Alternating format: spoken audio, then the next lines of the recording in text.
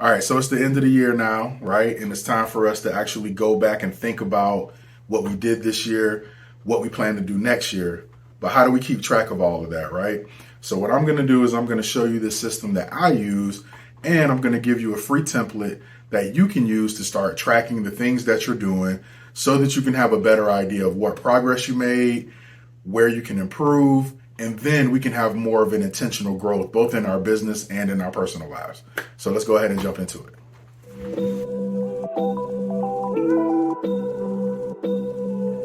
This is my life tracker.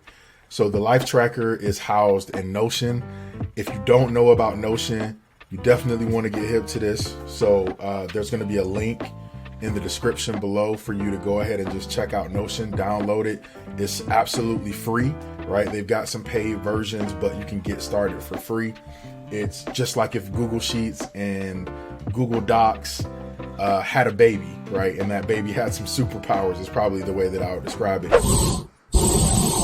So essentially the purpose of this document is to make sure that I'm tracking my current behaviors and that those behaviors are mapping to the life that I want to lead, right? So I'm tracking my journey as I go throughout the year.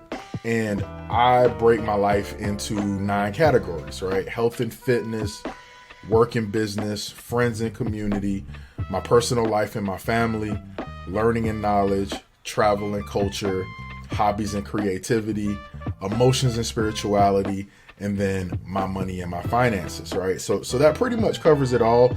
But remember that you can come in here and you can actually add more. So maybe you've got something different that you want to add in. And that's the beauty of this, right? And so remember that there is a template that you can grab and you can use it and make it your own.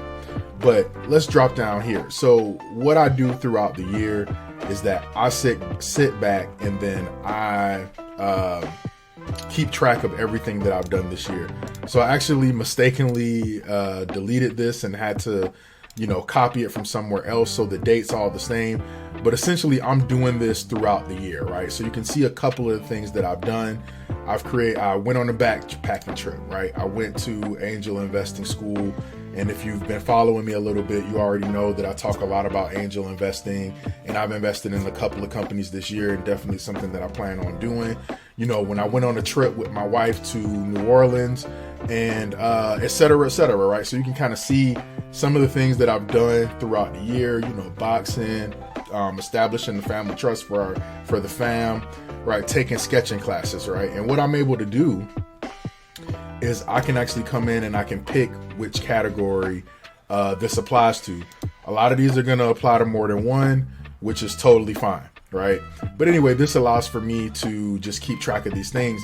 And then what I can do is I can actually go in and create, and inside of each of these, I can create a separate document, right? So I can, I ran my 5K in March and I placed first, or placed third, if I remember, in my age group. But lessons learned is that I also had a knee injury. Feel my pain. So I can actually go back and not just list these things, but I can actually sit back and contemplate and figure out what are the lessons learned, right? What were the things that I learned from it? And the cool thing about Notion again is that if I want to add an image, then I can add an image, right? So I can come in here and I can, add images. I can, use different types of things, but I can have screenshots of things if I don't want to forget them, right? Now, when I'm doing this perfectly, and that's not always, but when I'm doing this perfectly, what's happening is that I'm actually doing this every 2 weeks, right? Or even every day, every week. I sit back and I say, all right, well, what did I do today? Was it anything big that I want to remember later, right? And what does that allow me to do? Well, once I actually have filled this out, I do two reviews. I do a mid-year review and then I do a year-end review. So if we go into my mid-year review, I've got each of these categories, right? Those same 9 categories that I break my life into. What I do is I can talk about what went well, what didn't go so well, and what I'm going to focus on for the rest of the year. And then there's also this category. I didn't actually do it for my mid-year review, but you can actually sit back and you can record what were the number of entries that we had. So you can see where most of your focus was. And this just helps us figure out maybe we're neglecting things like our emotions and our spirituality, but we're over focusing on work, right? You get the picture.